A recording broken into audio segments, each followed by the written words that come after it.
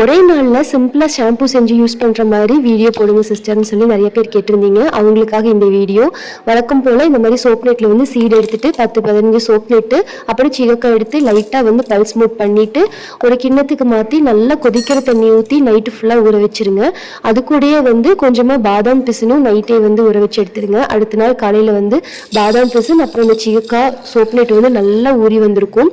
அதை வந்து அப்படியே ஒரு மிக்ஸி ஜாருக்கு மாற்றிட்டு அது கூட வந்து நம்ம ஊற வச்சிருக்கிற பாதாம் பிசுனும் போட்டுட்டு வேணும்னா உங்களுக்கு ஏதாச்சும் இந்த மாதிரி டைமில் வந்து இந்த அரப்பு பவுடர் இல்லாட்டி நீமு கத்தாழை அந்த மாதிரி எது வேணாலும் ஆட் பண்ணிக்கலாம். இல்லை எதுவுமே வேண்டானாலும் சீகக்காய் சோப் நெட் பாதாம் ஜெல் மட்டுமே போட்டு நீங்கள் யூஸ் பண்ணிக்கலாம். ஃபோம் நல்லா தான் இருக்கும்.